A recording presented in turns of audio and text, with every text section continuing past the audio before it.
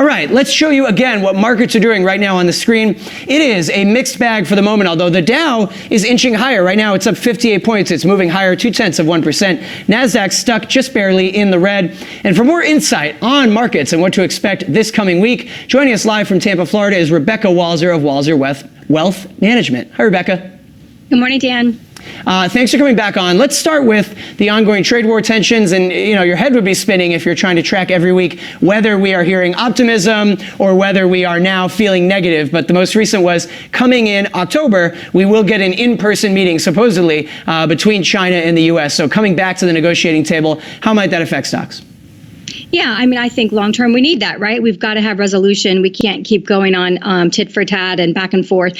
Actually China called the U.S. last week, it's reported by Politico, and basically said, hey, we'll actually buy some agricultural products if you will ease up some on Yahoo and also, push back the October 1st escalation on additional tariffs. And so that's a good sign that at least they're calling, right? And they're phoning and we're responding. And Steve Mnuchin said that's a no. But, looking forward to October and getting some additional talks underway, because we have to have some. This cannot continue forever. Good news for the U.S., though, is that it is affecting China. They just reported that they had the 4th straight month of slowing exports, as we would have expected, through August. So it's also good that, we are able to say, hey, China, let's trade more fair. And let's talk about what's happening overseas in Britain with Brexit. So we saw that their economy shrunk in the second quarter. Tell us what's going on there in terms of the politics with the Prime Minister, Boris Johnson. Yeah.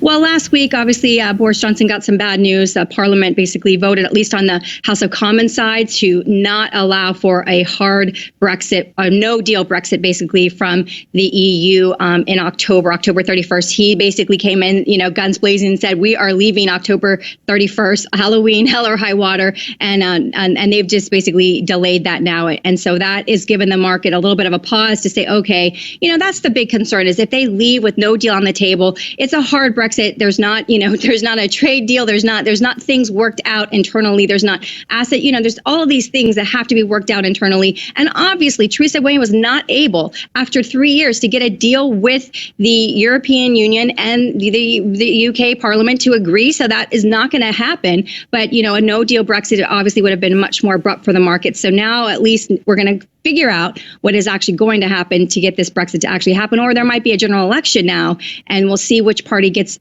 in place, and then we'll figure out what's going to go from there.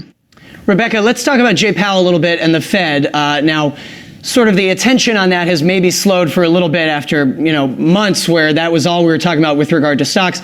But soon we'll get that September meeting, and everyone does expect a cut. Now the debate is just how many basis points we'll get from that cut.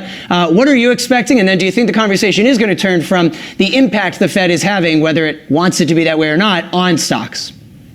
Yeah, I don't expect more than 25 basis points. I think that Powell obviously indicated that they will be accommodative on his comments on Friday after the jobs report came out, 130,000, a little bit weaker than we had expected. But it still shows wage growth. It still shows low unemployment. It shows, and we also have to look, Dan, we could be approaching full unemployment, so full employment, rather. So that is hard to keep adding jobs at a pace of 165,000 jobs a month when you have so many jobs that have been added over the last 18 months, 2 years. So, but the markets and those that were pricing in the market, a bigger rate cut, 50 basis points, I think obviously got the indication on Friday that we are not looking at that accommodative. And I completely agree with that sentiment. I don't think that we need to be cutting preemptively yet. I think we need to wait and see what happens with China. And when we need a cut is when we don't get a deal and the market really needs some stimulus. So I agree that we should go very slow here on cutting rates additionally. All right, good insights, and we'll have you back on soon. Thanks, Rebecca Walser. Appreciate it. Thank you, Dan.